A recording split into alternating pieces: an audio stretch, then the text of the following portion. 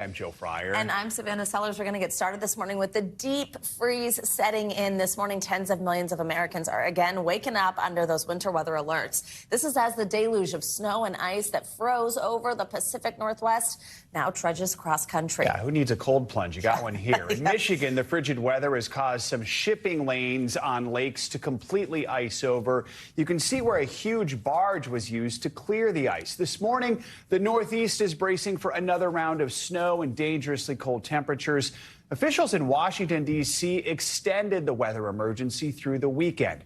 And in Rochester, New York, a jet that was scheduled to take off for Philadelphia lost traction before takeoff and slid off the runway. No one on board was hurt.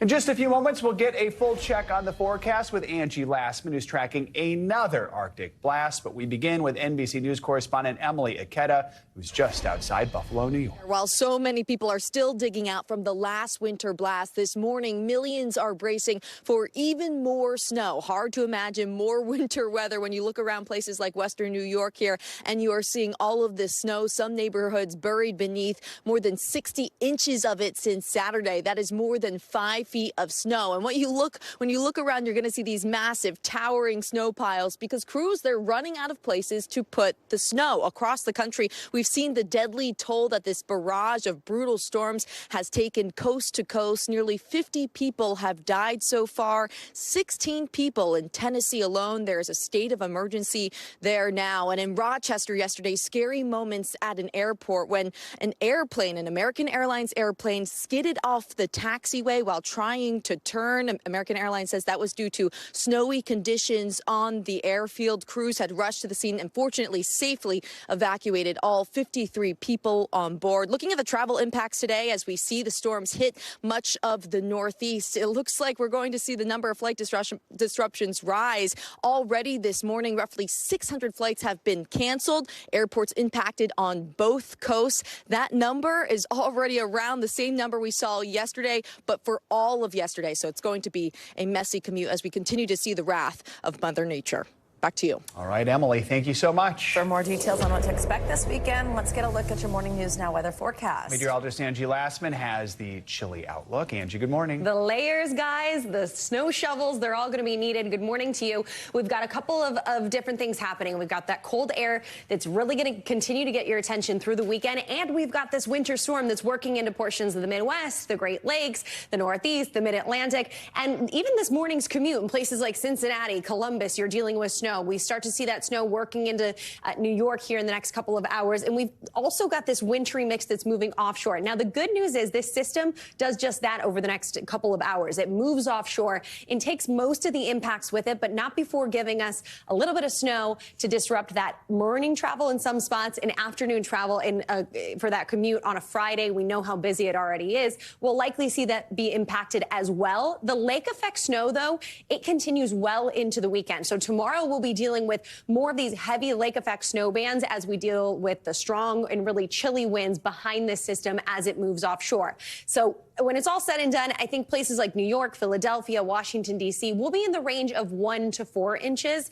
You look up towards the lakes, Ontario and Erie, and downwind of those, that's where we could see maybe another foot or so. Hence the reason that the Buffalo Bills are calling for more folks to help shovel out before that game. We'll likely see this continue again into Saturday, so they'll be dealing with that for the next couple of days. And there's the cold. 59 million people stretching from the northern plains all the way down to the southeast are waking up to these dangerously cold temperatures. In some spots, we're sitting at 0 degrees for our afternoon highs, like Minneapolis, feeling more like 10 below. Again, we have those strong cold winds that are going to leave us more than 20 below for what it feels like in Omaha. Places like Chicago will hit 11 degrees for the high today.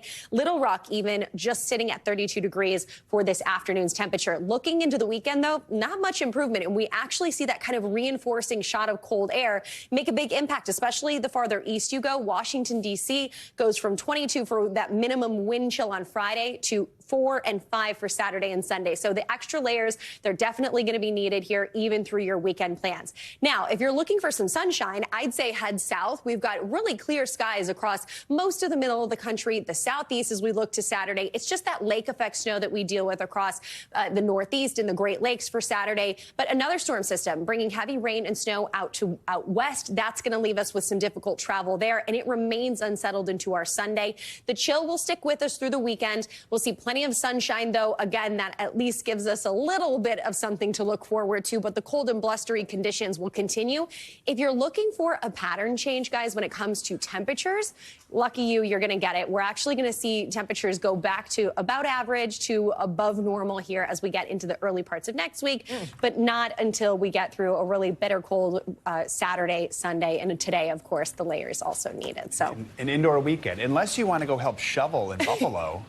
Bill's Mafia. No. Listen, there was no shortage of people helping out last weekend, so I have no doubt they'll be doing it again. They'll be there. All right. Thanks, Angie. Appreciate it. Thank you. The New Hampshire primary is just 4 days away, and Republican presidential hopeful Nikki Haley continues barnstorming the state, hoping to drum up more support. The former U.S. ambassador is looking to bridge the gap as polls show frontrunner Donald Trump holding on to a sizable lead in the Granite State. Both contenders are focusing on immigration and the crisis at the southern border as a way to motivate supporters. NBC's Garrett Hake has the latest from the campaign trail. Facing a make-or-break New Hampshire primary, Nikki Haley ramping up her attacks on the frontrunner. Now, I know that Donald Trump went on a temper tantrum about me last night. Defending her record on the hot-button issue of immigration. I said, I don't just want a border wall. We've got to do a whole lot more than that. We will defund sanctuary cities once and for all. No more safe havens for illegal immigrants. The former South Carolina governor under relentless assault by the Trump campaign on the stump. Nikki Haley will never secure the border. She doesn't believe in these secure borders. And over the airwaves. Nikki Haley, too weak, too liberal to fix the border. For the frontrunner, former President Trump, border security remains the signature issue. On day one of my new administration, I will seal the border. We had the safest border in history. We're going to make it the safest border in history again. Under President Biden's current border policies, roughly 85% of migrants who cross the border are released into the U.S. pending court dates. Mr. Trump is vowing to force asylum seekers to remain in Mexico and wants to complete a southern border wall. President Biden has called Trump proposals extreme. The former president urging House Republicans negotiating with the White House not to accept any compromise deal short of perfect, as Congress debates linking aid to Israel and Ukraine to border security. President Biden pushing back. I think the vast majority of members of Congress support aid to Ukraine. The question is whether or not a small minority are going to hold it up, which could be a disaster. And tweaking Mr. Trump over the low turnout in Iowa in his landslide victory. Well, I don't think Iowa means anything. Lowest number of votes anybody's won got. Our thanks to Garrett Hake for that report. As for Florida Governor Ron DeSantis, he's campaigning in New Hampshire today before heading to South Carolina, where polls show former President Trump with a lead. Well, on the Democratic side, President Biden is facing a primary challenge from Minnesota Congressman Dean Phillips. The three-term congressman is touring New Hampshire. He has 2 stops planned for today as he looks to drum up support ahead of Tuesday's contest. During a campaign event yesterday, Phillips received the endorsement of former presidential and New York City mayoral candidate Andrew Yang. NBC News White House correspondent Mike Manley joins us now from Salem, New Hampshire, with more on the state of the race. Mike, great to see you. So we know President Biden, of course, seeking the second term in the White House, but his name's not going to be on the ballot next week. Remind us why voters will have to write in his name as their choice, and tell us about any plans of his to campaign there. Well, Savannah, of course, New Hampshire is still holding the nation's first presidential primary, but Democrats will not be awarding any delegates. So how did we get here? You can look back to what was happening 4 years ago when I was covering then candidate Joe Biden here in New Hampshire, who announced he was going to leave the state even before the polls closed to plant his flag in must-win South Carolina. The argument ultimately from Biden advisors when they orchestrated a change to the Democratic primary calendar was that more diverse states needed to be at the front of the line to represent the Democratic electorate. So when New Hampshire Hampshire stuck with its primary going ahead of South Carolina, the DNC said there would not be any delegates, and so therefore President Biden didn't put his name on the ballot. There is a write-in effort here that's encouraging Democrats who want to show their support for the president to still come out and write in his name. It's anyone's guess about how successful that will be and what really success looks like. Do you need to get 50%? Do you need to just win against the other Democrats who are on the ballot? The Biden campaign made clear what it thinks about New Hampshire because yesterday they announced he's going to be spending Tuesday, the day of the primary, holding a campaign event in Northern Virginia talking about abortion. So, Mike, let's talk about Congressman Dean Phillips' long-shot campaign to challenge President Biden for the Democratic nomination. He spent days traveling around New Hampshire. He's spending millions. But there might be people watching this right now who are hearing his name for the first time. Totally. I mean, what has been his message to voters?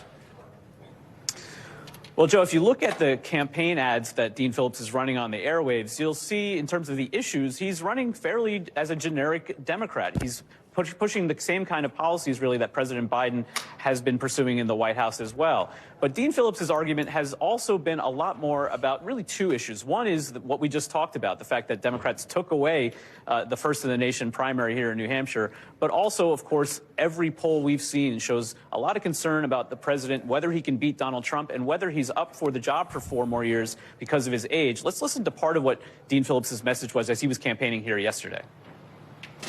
Men in their 80s, frankly, even good men, good women, are not in a position to anticipate and prepare us for the future. We had 100 years to prepare for climate change. We knew 100 years ago what would happen by burning fossil fuels. And what did we do? Nothing. So what of a better outcome could we give this country on January 23rd than to demonstrate to the Democratic National Committee, and frankly both parties, that who's still got the power? You do. Now, you talk about Andrew Yang, of course, he endorsed Dean Phillips yesterday. He sent a message to some other big-name Democrats, names like Michigan Governor Gretchen Whitmer, California Governor Gavin Newsom, saying that they know that President Biden is vulnerable in this election, that maybe they should have run as well. An interesting message when you're endorsing somebody else who's also going to be on the ballot. Definitely. Mike, let's talk quickly about New Hampshire polling. So Nikki Haley is the only candidate within striking distance of Donald Trump. They're kind of a closest gap we've really seen so far. There are just a few days left, and then it's on to her home state of South Carolina. Now, in South Carolina, Trump has a sizable lead. It's also where we saw Ron DeSantis jet off to right after the Iowa caucus. How close would she have to come on Tuesday, the day of the New Hampshire primary, to make this a real race, to kind of, put a little fear into the Trump campaign? Well, Savannah, I think if you talk to advisors, supporters of Nikki Haley, they'll say that, listen, all she needs to do is come in a strong second place, maybe even within a couple points of Donald Trump. That will, in their view, narrow this even further to a 2-person race, and then it's on to the next few states. But we also have to talk about the reality here, which is that this is a race for delegates, that the electorate here in New Hampshire, yes, is more moderate. Undeclared voters, independent voters can vote in the Republican primary, but there are more contests going forward that look like Iowa's more conservative electorate than New Hampshire's more moderate electorate. And so she probably does need to eke out a win here to demonstrate viability going forward. Now, this is the 5th New Hampshire primary that I'll have covered this time around. We've seen New Hampshire with some big surprises in the past. Everyone needs to look back to 2008. Hillary Clinton was expected to lose here, had a surprising victory. That's also part of the Nikki Haley game plan here, is for a little New Hampshire magic to show up. There you go. All right. Mike Memoli, thank you very much. We appreciate you. And a programming note here, NBC News Now, right here, we will have full coverage of the New Hampshire primary. Our colleagues, as you can see on your screen, Hallie Jackson, Tom Yamas, and Kristen Welker will break down the race as the votes come in. Our live coverage kicks off Tuesday night, 6 p.m. Eastern, 3 Pacific time. On Capitol Hill, a headline you've heard a few times in recent months. A partial government shutdown has been averted, at least for now. The House passed the short-term measure yesterday by a vote of 314 to 108, just hours after the Senate approved the measure, sending it to President Biden's desk ahead of tonight's midnight deadline. Well, the legislation keeps the government open until March, buying Congress more time to craft the dozen appropriations bills needed to fund the government for that full year. NBC News congressional correspondent Julie Sirkin joins us now with the details. Julie, good morning. So break down what's in this short-term spending bill and what isn't. Yeah, hey guys, good morning. Well, basically, they're kicking the can down the road once again. So unfortunately for our viewers, they will keep hearing about this headline over and over again, at least for the foreseeable future. So it's a short-term government funding extension of current spending levels. So remember those two-tiered structured government spending deadlines that we had back in November under House Speaker Mike Johnson. Now we have the same thing, as you can see on your screen, but those deadlines are going to move to March 1st and March 8th. Still kind of that split level funding of government. And that's because conservatives in the House especially don't want to see those massive full-year spending packages that we've gotten used to seeing over the last couple of years. They really want to make sure they can pass these bills individually. They want to cut spending. They're putting a lot of pressure on Mike Johnson, who has vowed not to pass another short-term extension again. We see that he had to do that this time. But yesterday, the vote was very telling in the House. Just one more Republican to take them over majority voted with all Democrats to extend this government spending deadline. That means 106 Republicans voted against. That's exactly right. There's dealing with this divided party, right? Republicans have the majority in the House, but then Johnson is still relying on Democratic votes to actually help get this measure passed. The Freedom Caucus members specifically are really digging in on cutting spending. Is there any room for common ground here? Like, where do you see this going, Julie? Well, that's a really great question. I think where we all see this going is the fact that Johnson is going to have to keep relying on Democrats to pass anything, not just the spending bills, but all these other items that he has outstanding in the next couple of months. And certainly that is going to threaten his speakership. We saw what happened to the ousted House Speaker Kevin McCarthy. Marjorie Taylor Greene already floating the motion to vacate, that rule change that happened last January when any one member can trigger this vote on the House floor to oust the House Speaker. Certainly Johnson is thinking about that, but he also now has the gavel. He's not an ordinary rank and file member. He needs to govern. He needs to work across the aisle to keep government open, to get all of these matters done. But certainly those hardline conservatives are going to continue to be a thorn in his side. And it's not clear if they're going to come around to help Johnson in the end or if they're going to vote to remove him. And Julie, let's talk about the supplemental bill that would provide aid to Ukraine and Israel, something folks on both sides of the aisle would like to see. But where do things stand there? We still don't have a deal just yet among those Senate negotiators, but they're getting really close. They have most of the bill text written, I'm told. There are still outstanding issues that they have to figure out. There's no deal without that. But the problem is, even if it gets put on the Senate floor, Senate leaders from both parties really want this deal to happen. You have this dynamic in the House where you have those conservatives, again, who don't want to send any money to Ukraine overseas. They also don't think the border deal, which we don't know what's in it yet exactly, is not going to be conservative enough for them. A lot of them aren't even border state members. So then you have Republicans in the Senate who are actually calling them out on this. They're not afraid to say that if they don't support this measure, that would be political. And then, oh, wait, you have the former president who's railing against this deal on the campaign trail, talking to Speaker Johnson, trying to pressure him from not putting this on, to not put this on the floor. But Senate Republicans, including Senator John Thune, Mitch McConnell, others that I've spoken to, again, point out that that would be purely a political move. And again, they have to pass the border deal to unlock aid overseas to Ukraine and Israel. And certainly that is a priority for both parties. We'll see if they can get there. All right, Julie Zirkin, lots to cover. Thanks so much. Thanks, Julie. Well, this morning, a new Justice Department report is providing troubling new details into how authorities failed to respond to the Uvalde school shooting. NBC News correspondent Morgan Chesky tells us what the investigation uncovered. A year and a half after a teenage gunman's rampage left 21 dead in a Uvalde school, the U.S. Attorney General not mincing words. The law enforcement response to the mass shooting at Robb Elementary was a failure. The Department of Justice releasing its massive federal investigation into the Texas town's darkest day, which found cascading failures of leadership, decision-making, tactics, policy, and training. The scathing report, topping 600 pages, it determines the most significant failure was officers treating the gunman as a barricaded threat and not an active shooter. Had the law enforcement agencies followed generally accepted practices in an active shooter situation and gone right after the shooter to stop him, lives would have been saved. During the 77 minutes from when officers arrived to when the gunman was killed, the report found no one assumed a leadership role, which led to officers remaining outside the classrooms, despite the gunman firing 45 rounds and a student inside calling 911. A lack of action by adults failed to protect children and their teachers. The report also finding some students wounded by gunfire were not immediately given first aid. Children with bullet wounds were put on school buses without any medical attention. One of the most painful mistakes uncovered, untrained officials telling families loved ones had survived, when in fact, they were already dead. I hope that the failures end today. Mother Kimberly Rubio credits the report for shining a light on the response, but says she still has unanswered questions. Is there anything that isn't in this report that you wish was there? More emphasis on why law enforcement didn't do something sooner. It wasn't about being scared of an 18-year-old. They were scared of a weapon the 18-year-old possessed. Her beloved daughter, Lexi, one of the many victims now honored in local murals. You relive that day how often? Every day. For Berlinda Ariola, precious minutes wasted, leaving her wondering if her own granddaughter, Amory Jo, could have survived. This is why I am so angry with those officers that were right outside the door. While we were sitting out there wondering what was going on inside there, while they were sitting there lying to us, and they had the opportunity to go in and they didn't. 77 minutes. 77 minutes.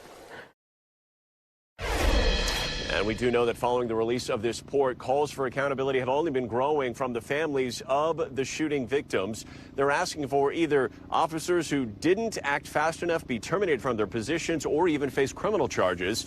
The county prosecutor here is heading up a criminal investigation, but as of last check, has not filed any charges. We'll send it back to you.